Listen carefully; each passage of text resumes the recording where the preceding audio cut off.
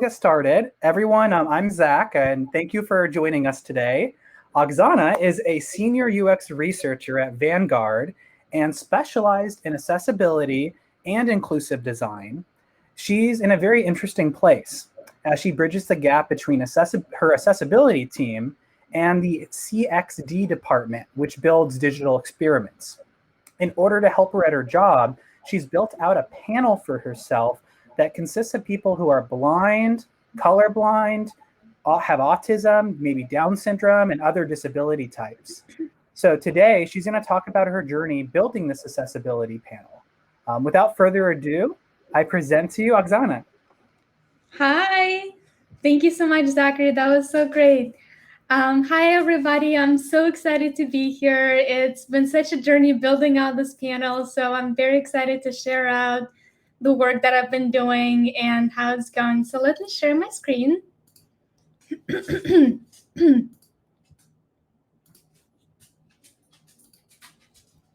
Can everybody see my screen?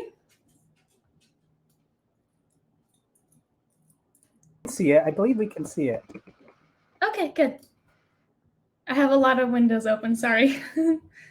All right, so I have my presentation up.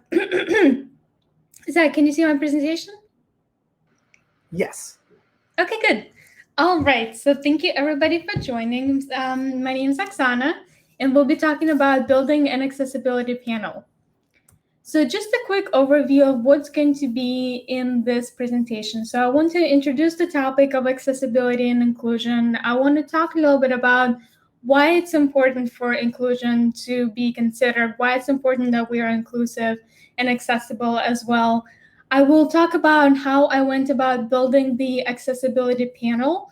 I'll introduce the panel itself. I'd love to share out the folks, the amazing individuals I work with. I have the privilege of working with people who are blind, colorblind, have low vision, have Down syndrome, and they are rock stars in really helping us test our experiences that we build over at Vanguard.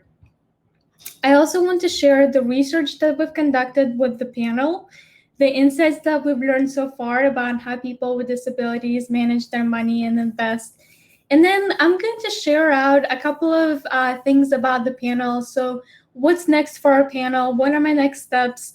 The opportunity map that I'm helping solve as the panel evolves and grows a little bit. And I'd love to share with you our OKRs and where we hope to see ourselves in a year's time. So a little bit of background information. These might be some of the statistics that you know, they may not be, but 1 in 4 of the US adults, that's 61 million Americans, have a disability. And according to our Vanguard Accessibility Office, they have $490 billion in annual disposable income. That's a huge demographic, and it's a huge slice of a pie that we are currently not always thinking about when we're designing our digital experiences. I was speaking with Mary Ann Mendez, who is a researcher, and she is also blind, and we were talking about, how we perceive people with disabilities and how we perceive them within the financial space. And she said something that was incredibly compelling. She said, as a society, we don't think of people with disabilities as having money or managing their own money. And I thought that was an incredibly compelling statement to make because it's often true. And there's a lot that we don't know as researchers about how people with disabilities manage their money. And there's a lot that there's questions that we have, and we all picture different things when we think about somebody managing their money with a disability. And so I wanted to put this to the test.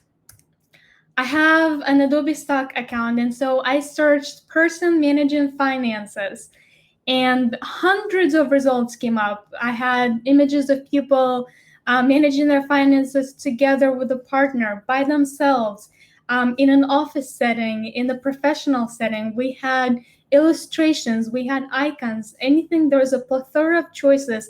Anything you could possibly think of was out there.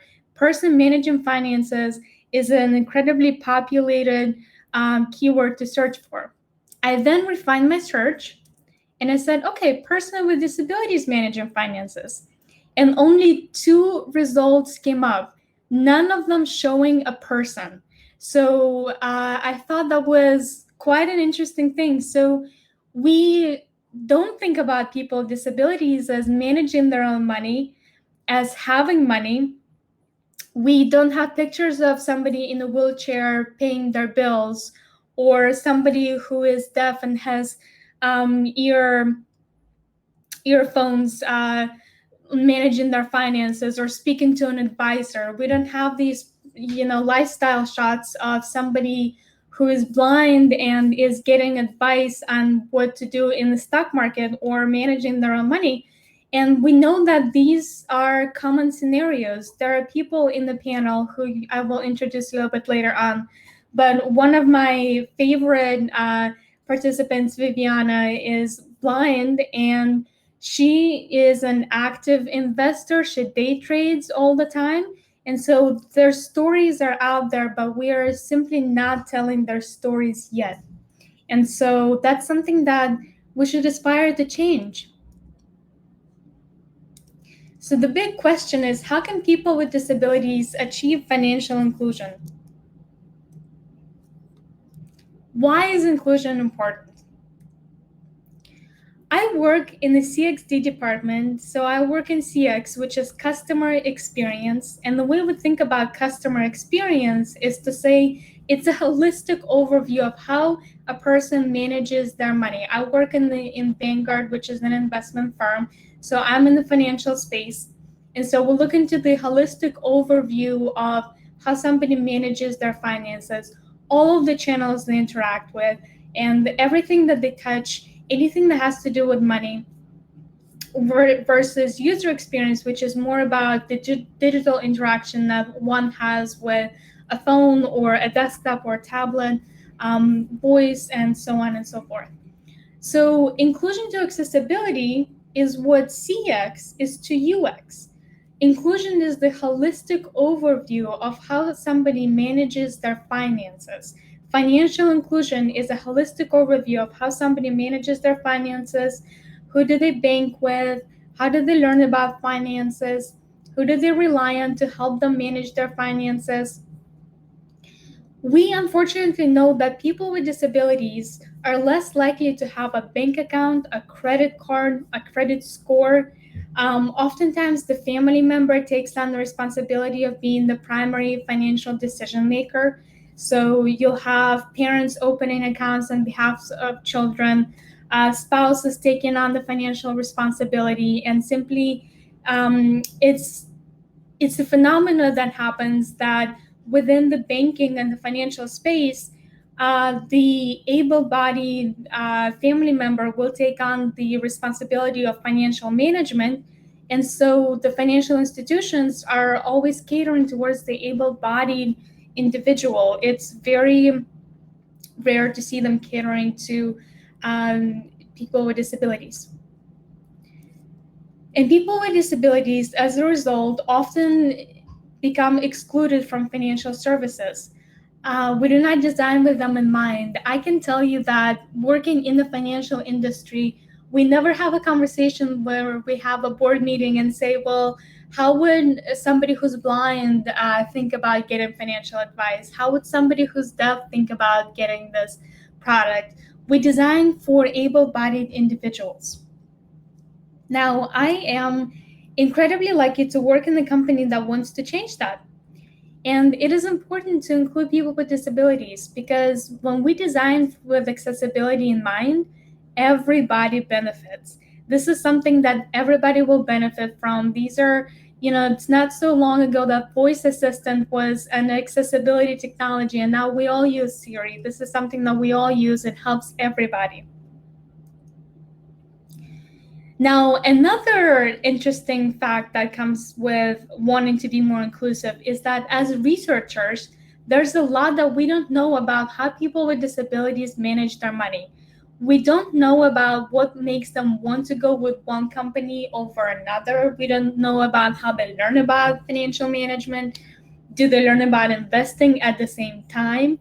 other classes being offered in budgeting, spending, things like that. There's a lot of unknowns that we have. And so I set out to build out an accessibility panel to change that, to get some of those answers, to start gathering some of that information. And as I've mentioned before, I've been supported wholeheartedly by my organization to do this. And I'm very excited that I've been able to team up with a lot of internal stakeholders to solve some of these issues. Now, what I've done to build the panel is I've reached out to the community. I live in Philadelphia, and so I've reached out to Penn Medicine, to the local organization, Chester County Down Syndrome Interest Group.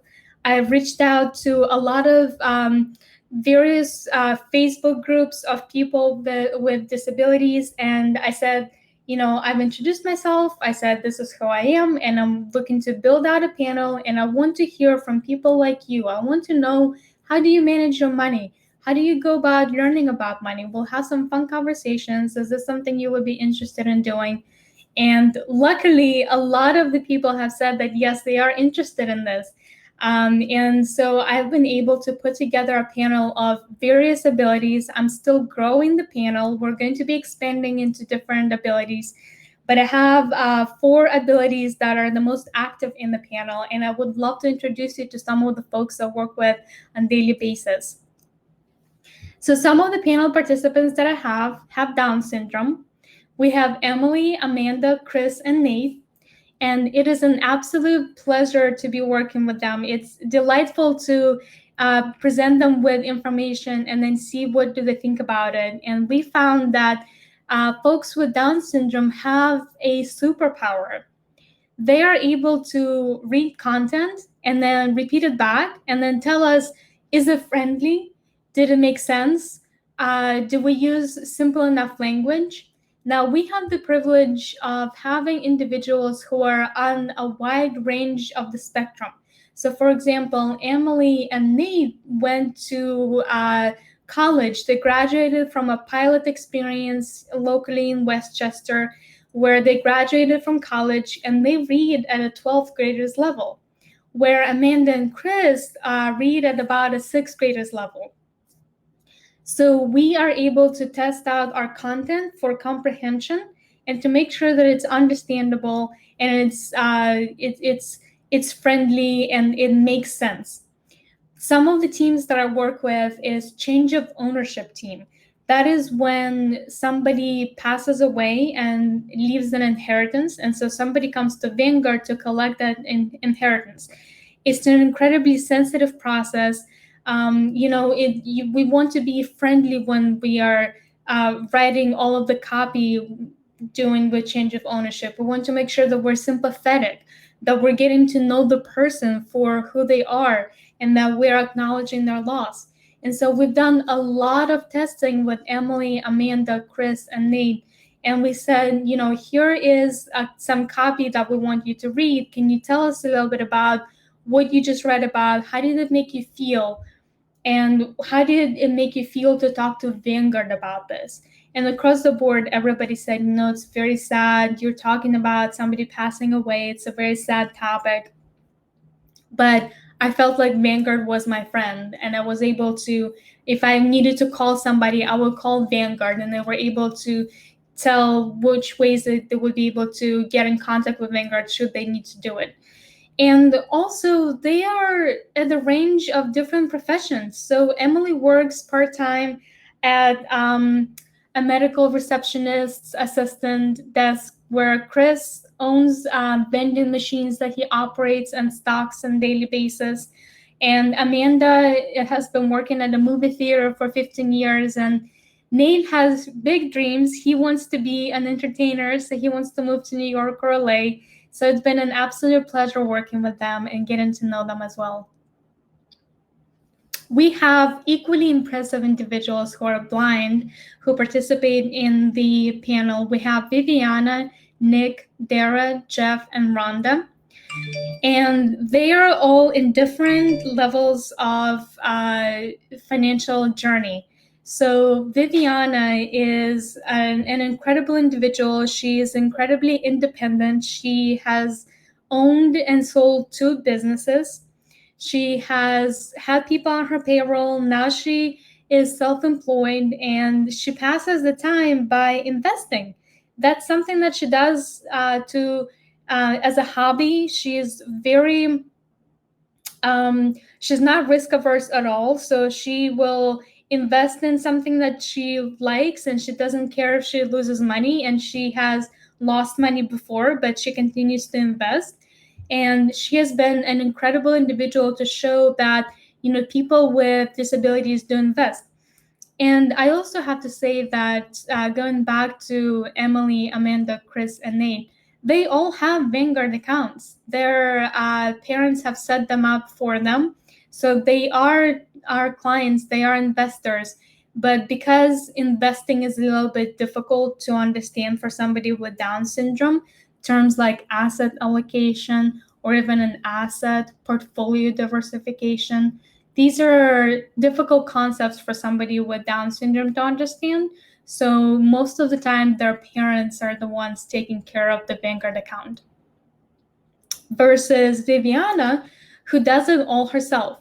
Her father has taught her the value of money when she was little, and he would give her allowance and would match anything she would put into quote unquote savings account, which I think is just an incredible story. So from childhood, she's been managing her own money.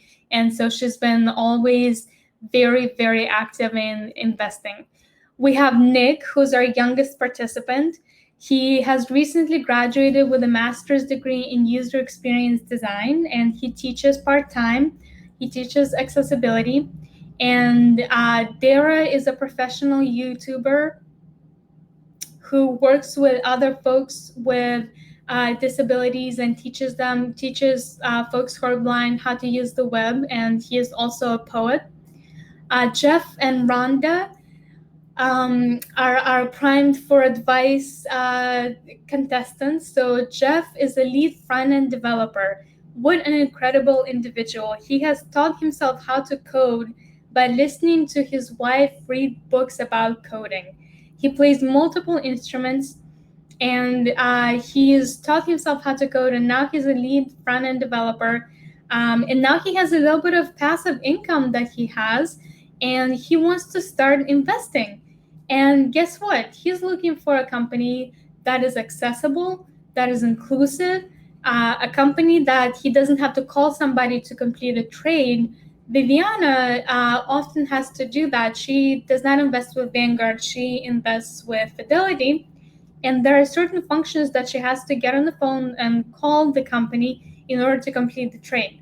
So Jeff is looking for a company that will allow him to be in the driver's seat, lets him, be in charge of his own money just like everybody else. Rhonda works as a computer support representative for a company that also works with folks who are blind and low vision. She's been managing her own money since she was 18, and she's curious about investing. She wants to start. She's not sure where to start, but she has recently come into an inheritance of about $50,000. So she is looking to say, I want to start investing this. And so she's also looking for a company that is accessible, that is inclusive, that will treat her as an individual and will say, Rhonda, what are your concerns? How can we help you?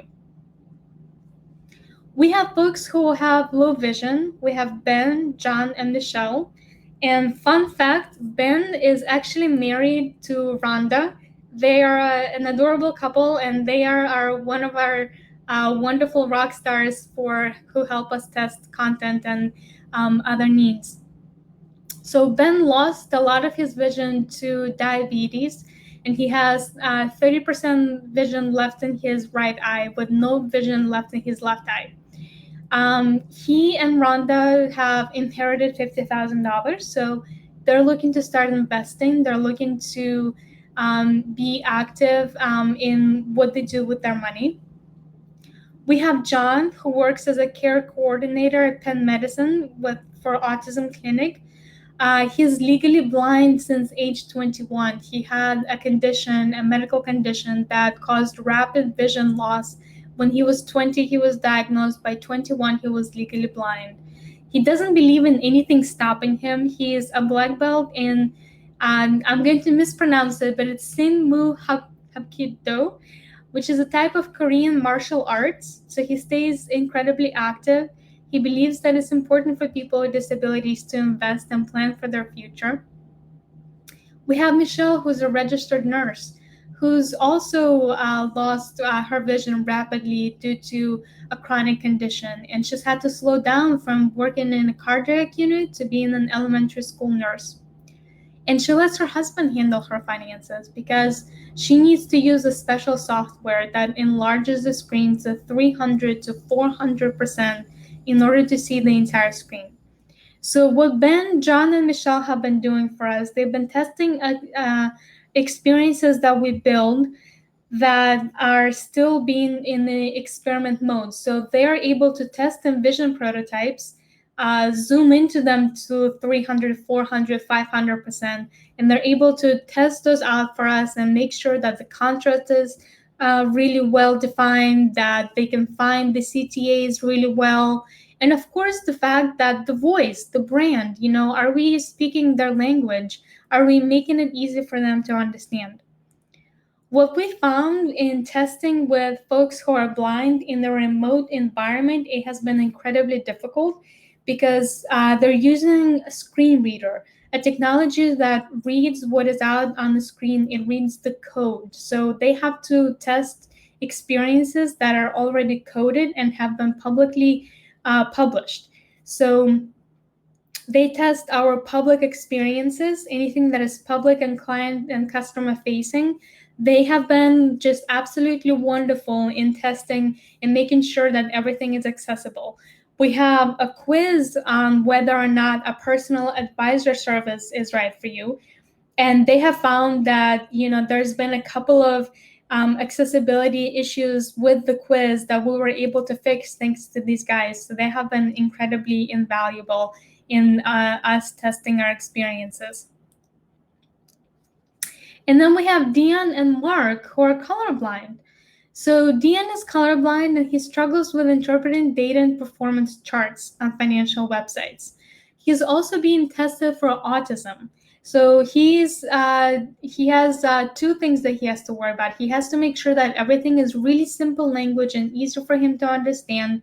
And he needs to worry about the color. So nothing relies on color alone. He needs things to be labeled. And Mark is also colorblind and is an avid outdoorsman, and he works in IT. And lots of times he'll come across situations where color is the only indicator and he is left out in the dark and he can't participate.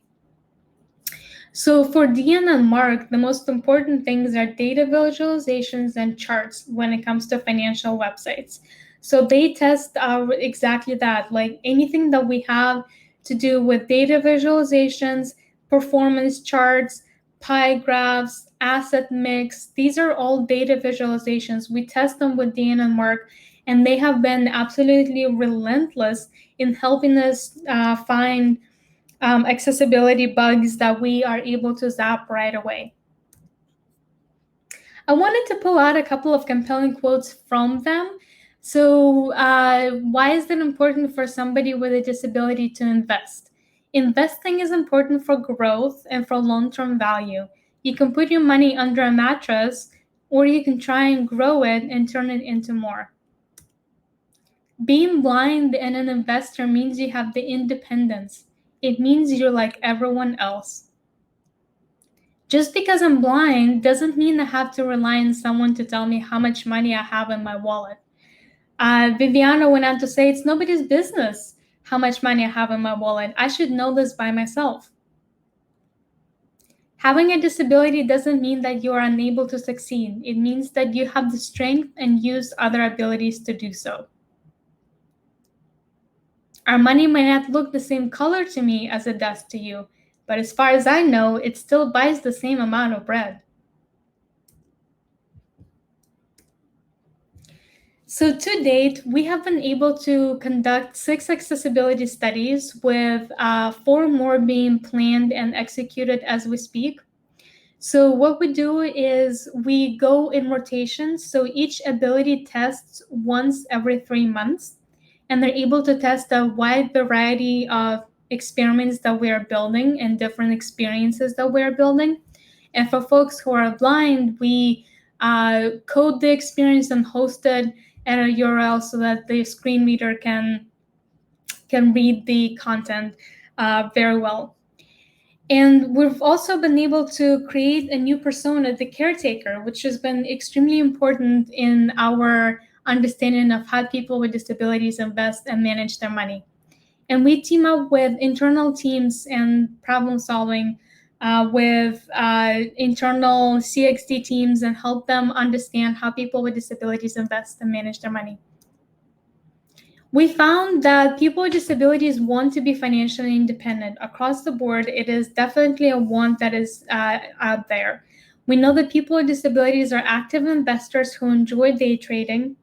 We found that people with Down syndrome struggle to make change. They struggle with budgeting and controlling their spending.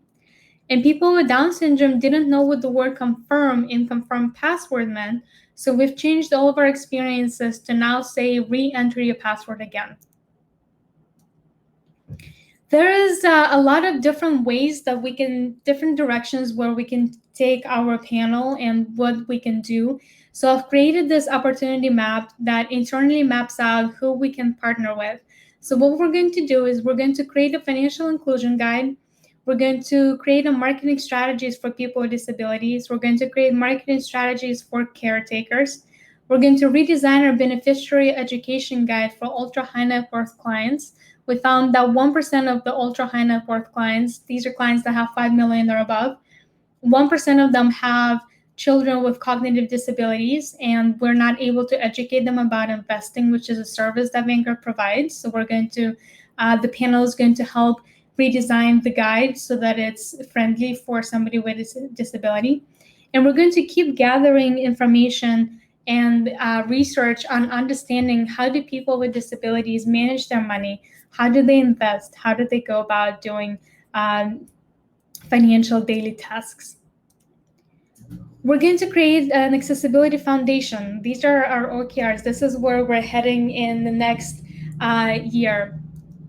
We're going to understand how people with disabilities invest by conducting design thinking sessions, launching behavioral surveys, recruiting 3 more abilities into the panel. We're going to provide accessibility and inclusion training in addition to what we already have available to us at Vanguard. And we're going to become industry leaders in accessibility and inclusion. We want to launch a financial inclusion guide, much like Microsoft has an inclusive design guide. We'd love to have a downloadable guide that is all about financial inclusion. We're going to publish best practices on how to research for people with disabilities. We're going to conduct more research on accessible performance charts. We're going to submit some of the work that we're doing to design competition and present them in local design chapters and communities. Our next steps are just to continue doing the research, gathering as much information as we can, making sure that people with disabilities are not being left out from the design process within Vanguard. Thank you so much. I believe I have a couple of minutes for a couple of questions.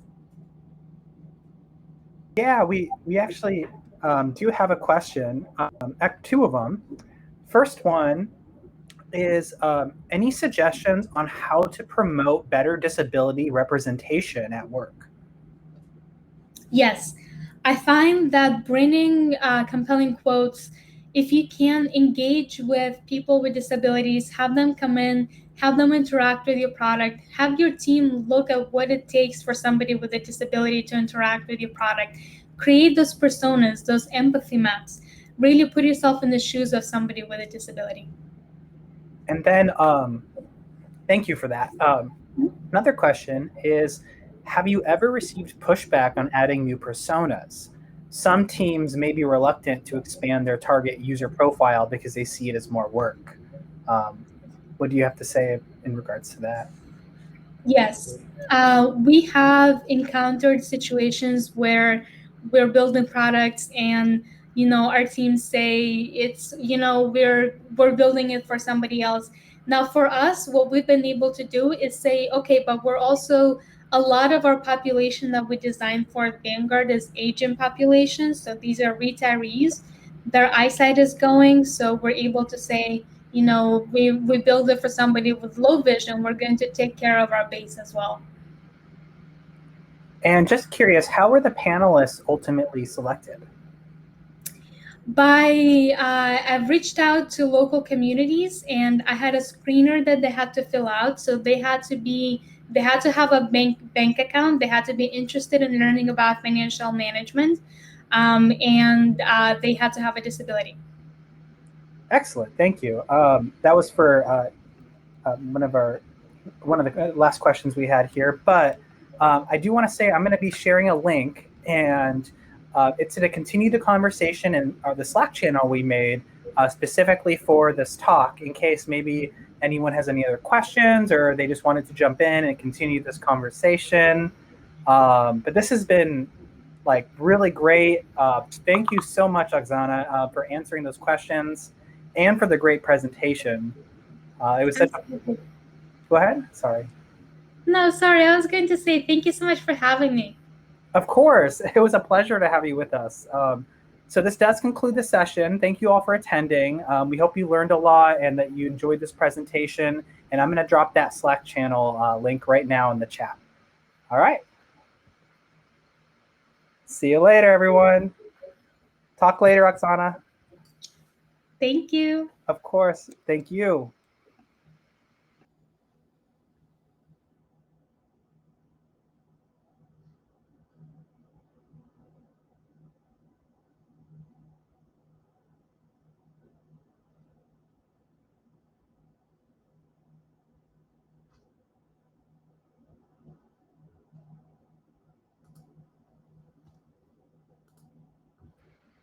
Oh, Oxana? Yep. It will stay, the session will stay on afterwards, so you will have to leave manually whenever you're ready. Okay. All right. See you later. Bye. Thank you. Bye.